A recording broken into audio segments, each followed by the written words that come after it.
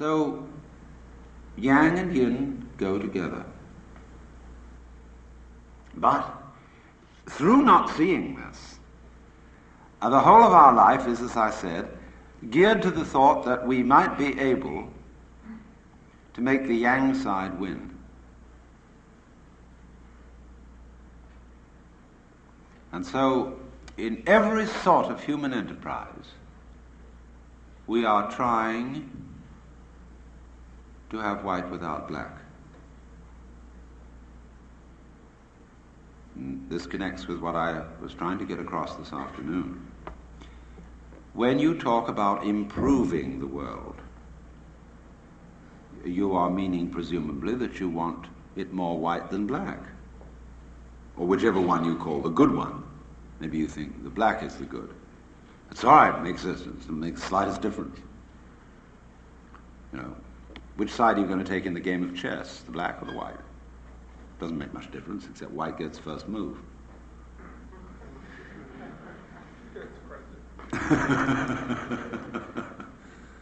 No, I'll always wait to see what you're going to do.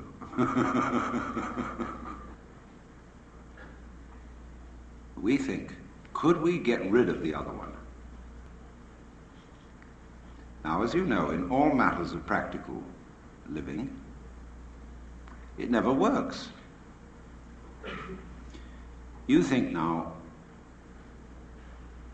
I've been miserable all this time because I haven't had enough money. I never know whether I can make the payments on the car. I never know whether, there's going to be sickness.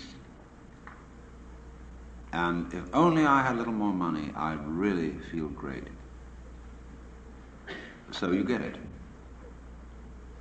And in the transition from one stage to the other, whoops, you feel very elated. Of course you feel elated, you're going up. $5,000 a year, say. It makes a difference. When you've gone up, then of course you're on a level again. And no longer do you have to worry about making the payments. But you get a new worry. Supposing I get sick and die of it. Supposing someone robs me, takes it away from me, and worry about that. You say, oh, I'd feel so much happier if I had a medical examination. As you go to a fancy doctor, and he says, I can't find anything wrong with you. But then always there might be burglars, so you get an alarm system and new locks, and finally you go to the Homes Patrol and get a private guard to watch you, and that makes you feel better for a while, except then it begins to nag you. Gee, if I have that Homes Patrol man out there, they'll know I've got something. Maybe I better have two men on the job. So it grows. You worry. Because you found out that you didn't get yang without yin. You got a new yang, a bigger yang, instead of the former little one you had, but you got a big yin with it. It's no joke getting rich. It implies a great deal of responsibility, and you've got more to worry about. Don't envy rich people. It's a great mistake. Don't envy anyone. So, in the same way, Zhuangzi puts it thus, he's Lao Tzu's successor. People who speak of having good government without its correlative, misrule, or right without its correlative, wrong, do not understand the basic principles of the universe. One might just as well speak of having yang without yin, and such people must be either knaves or fools. Of course, how will we know we were wise unless there were knaves and fools?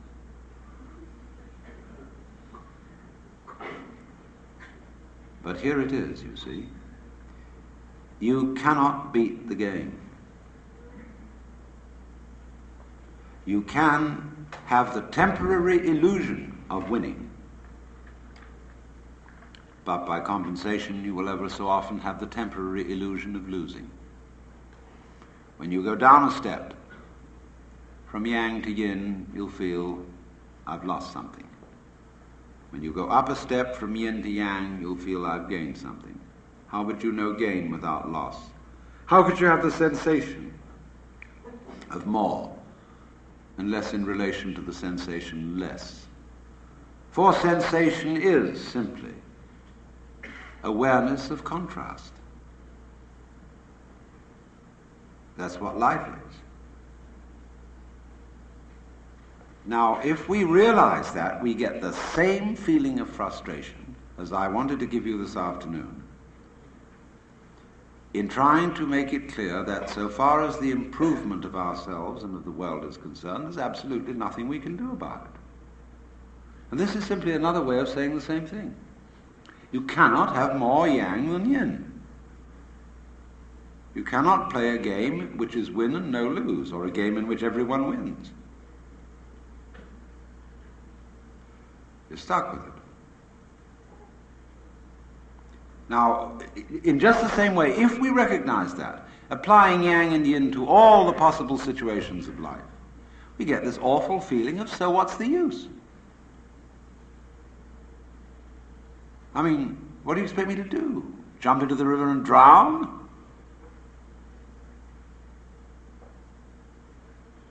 Now, wait a minute. Why, at that point, do we get the feeling of, oh, what's the use? Simply because we've found that our favorite game won't work. And we think that is the only thing for which there is any use, is the game in which white must win. But why not change them around? Isn't that a good game? Because they go whine, whine, whine, whine, whine, whine, whine, whine, like this. Goes in and out. It's the undulation of a wave, the crest and the trough. You can go on every kid likes a roller coaster ride. You go, it's great.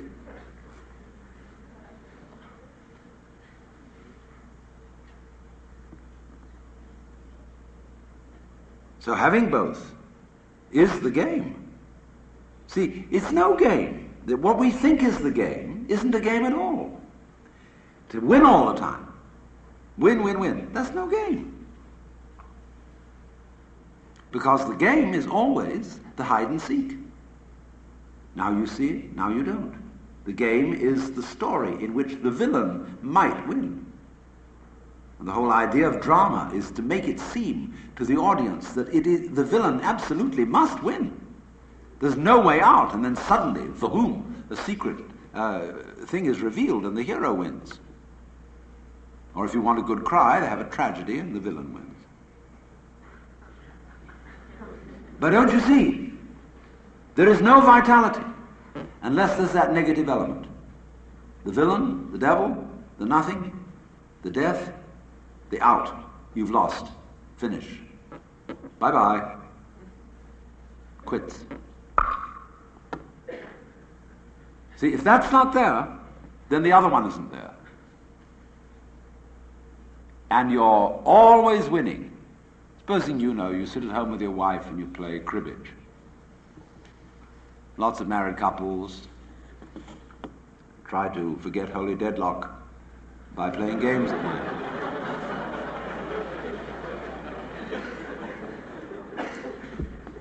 And if one partner, be it wife or husband, always wins at cribbage, the game ceases to be of interest.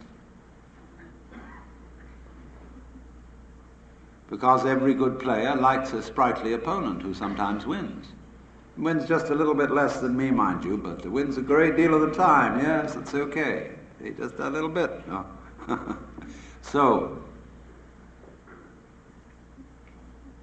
if you don't have the unknown, space, death, darkness, negative, you don't have the light. So the art of life consists rather in something else than trying to make white win. You needn't sit down and weep because somebody tells you you can't make white win all the time, forever and always, so that black doesn't exist. Because black by its very nature is darkness and it doesn't exist. You're trying to make it not exist. It's irrelevant.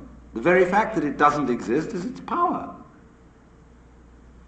Non-existence is the necessary condition for existence, just as like you have to have a front before you can have a back,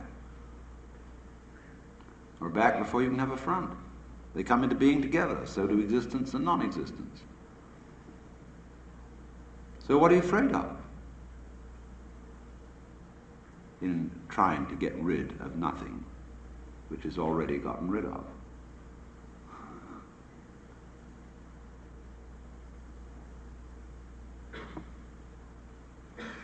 So we think, But surely this is rather monotonous. It goes up and down, up and down, up and down, seesaw, life, death, life, death, life, death, or birth, death, birth, death, birth, death. Isn't there some way of, must we play this game? It's like the game of one-upmanship I showed you earlier this afternoon. You can't get out of it. You're always playing it. And if you say, I won't play, it means I've got a more interesting game than yours. Which is just the same game all over again. Would there be a way somehow to transcend black and white? So we've got black and we've got white. That makes it even. Isn't there something else? Couldn't there be a tertium quid? A new possibility, so that we could have a 3 basis instead of a 2 basis? And somebody comes up and says, all right, you're black and white, A and B, you constitute the 2 ends of the base of a triangle, and I'm the apex. How about that? We'll say, that's odd. Of course it's odd, because the first 2 were even. When something happens, that's 1, and that's odd. See, it's odd that anything should have happened.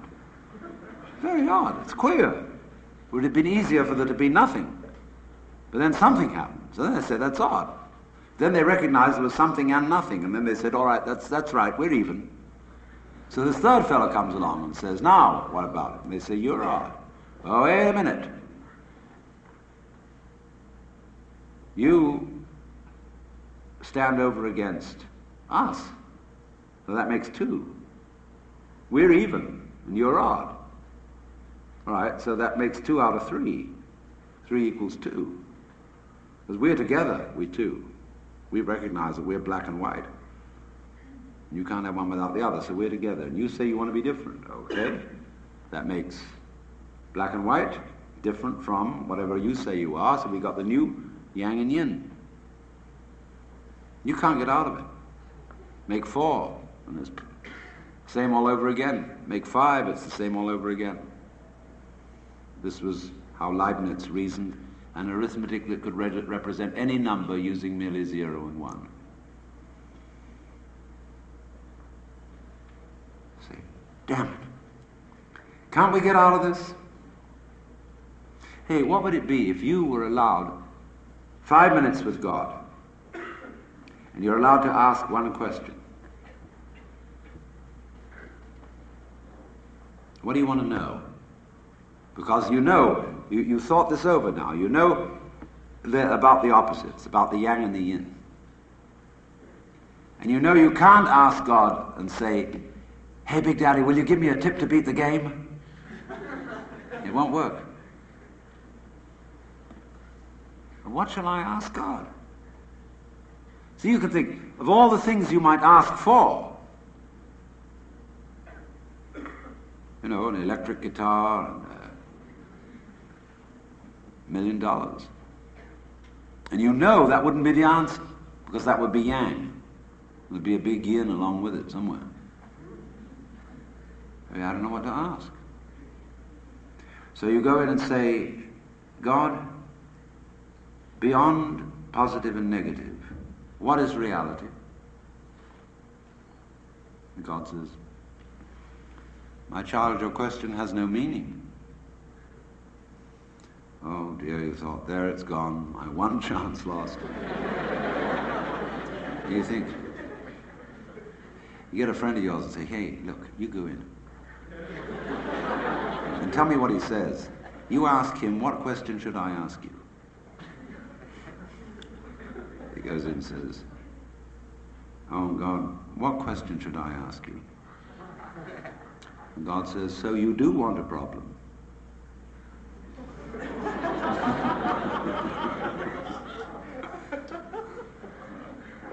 Well, you've got one. You thought it up. You wanted a game in which white only wins. There's your problem. You made it up. You had to have that problem. Because otherwise, if you don't have a problem, you wouldn't know you were here. It's like, you can't be yourself without something you call other. How will you know you are you unless somebody else is somebody else altogether? In other words, the sensation of I here, living, sensitive, alive, peeking out, beady-eyed out of my skin, entirely is with reference to something over there, which isn't me. I don't know what it is, but it works all by itself, and this is pretty scared of it. And there it is. But I can't have this feeling without that feeling. There's the same hocus-pocus going on here. If I can't feel me without having other, that's exoteric. Esoteric means I am the other. They're inseparable. How can you have self without other? How can there be other without self? You other on me and self on yourself. I self on me and other on you. But you can't, as it says, you can't have one without the other. Yang and yin. So in the same way, I say, well, this other, I'd like to manage it. I'd like to control it. Now, I don't know all these people around messing up my life. I don't want them to be that much other. I'm going to fix you. Then I get on a power kick. And there are all kinds of power kicks, let me warn you. It's not just politics and the economics and business. The worst power kicks are spiritual. Like astrology. You'd like to know the future? Would you really? It's a power kick to know the future so that you can control it. No surprise. If you know the future, it's already past. But if you want to know something and to have knowledge, then there must be the unknown. Just as if you want self, you must have other. So the future is always the unknown. The past is the known. And what we witness as our present is the magical appearance of the known from the unknown. You know what's going to happen the next second. I mean, there might be another big earthquake right underneath us. Any minute now. Or the Russians might decide to release the A-bomb. Any minute, you will have a heart attack, drop dead. You don't know what's coming. Well, relax. Then watch this thing happen. It's incredible. Just watch it. You, it, self-other, it's this vibration going on. But you think also now, wait a minute, self and other, that means voluntary versus involuntary. What I do and what happens to me. Now, what do I do? Well, I walk, I think, I talk, I move my hands. I can be nice to you or nasty to you. I would regard both as my doing. But what about my blood circulation? I normally think that happens to me. I mean, if my heart would stop, I wouldn't say I'd done it. I would have said it happened to me. But Buddhists will say, your heart stopped, that was your karma. And karma means nothing else except doing. It's your doing that your heart stopped. You know, that doesn't mean, don't take it literally in a superstitious way that because you spat in someone's face in a past life, you're having heart failure as a punishment for it this time around. The universe is not geared to be a kind of judicial system. I mean, a lot of priests figure it that way in order to frighten people. But karma means simply, if you die in a plane crash or have a heart attack, it's your doing. But that simply means you've got to rethink what you mean by doing. Now, I've already proved to you that black is white. So now I'm going on to prove to you that what you do is what happens to you, and what happens to you is what you do. Because you can't tell the difference between doing. You can't tell what you mean by doing unless something happens to you to contrast it with, and vice versa. You can't say of something that happens to you unless it feels different from something you do. Now let's take a look at our breath. Are you doing it, or does it happen to you? If you do breathing exercise, you can feel I'm doing it. I'm breathing in just as I might raise my hand. But after a while I breathe out. I feel I'm breathing out. And I can forget all about it, and it goes on. And it happens to me. That's why in yoga means union, joining, same as the Latin jungere. Why in yoga you breathe. Breathing is the main thing in yoga, because it's to teach you that there's no difference between what you do and what happens to you. You learn that through breathing. You can make the very best breath. See, we get into Christian terms here. The Holy Spirit means breath, see? Spiritus in Latin, pneuma in Greek, ruach in Hebrew. Breath. Now, there's ordinary breath, when you know, most people's normal breathing. Or forced breath, when, or, you know, when people try to sing and their voice is forced. But then, the next breath is called Holy Spirit, holy breath. That's when the breath is no longer forced, it happens. When it's nirvana breath, blow out, same thing as Holy Spirit. And then that, you see, that unforced one.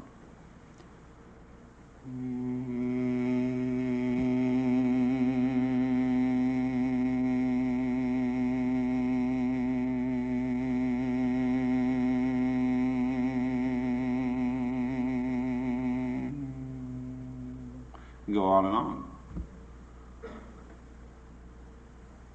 So that's why when monks chant, or devotees of any kind chant, they have the idea that I am a flute, and the breath, the prana, the spiritus of the divine flows through it. That's what chanting's all about. Make yourself a tube for the divine wind. But that also means realize the unity of the voluntary and the involuntary. That's really what's meant by doing the will of God. Do the will.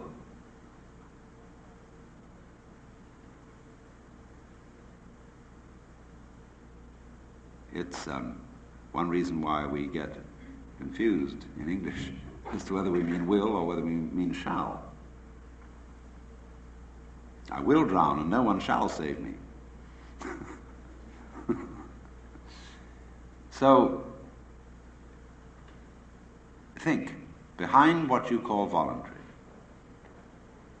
you decide.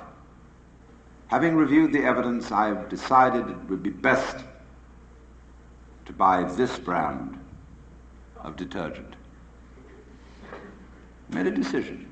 How did you make a decision? Well, I reviewed the evidence, I added up the price, and I came to the conclusion. Yeah, I know all that. But how did you work the machinery? The computer in your head. You know, you pushed all these buttons, but what's underneath the buttons? Oh, I don't know, I never looked. So you see that involuntary growth, called the brain, underlies your voluntary decision. Because when you decide, you don't first decide to decide, and decide to decide to decide. You just decide. That means there's something else behind it. Well, you think that's terrible, because if what I do happens to me, and it isn't really doing at all, then I'm in a fatalistic scene. Yes, but I said, on the other hand, what happens to you is what you do. It works equally that way. You know, you have an earthquake. And the thoughts in your head drift about like clouds in the sky. But it can't do anything. So in the same way, this whole strain, the futility of the strain to make white win and to improve the world, that entire futility, the frustration of it is what you mean by I. Now it goes. It won't work, and the I collapses. Everybody is terrified of this happening. Suddenly finding out that you don't have an ego. Heaven preserve me from that, because I've been building up this personality of mine all these years. I've been very carefully nurtured this personality. You tell me it doesn't exist? No, because your personality is a phantom even more insubstantial than your body. Personality is a work of art. It's like music, which vanishes as soon as it's played.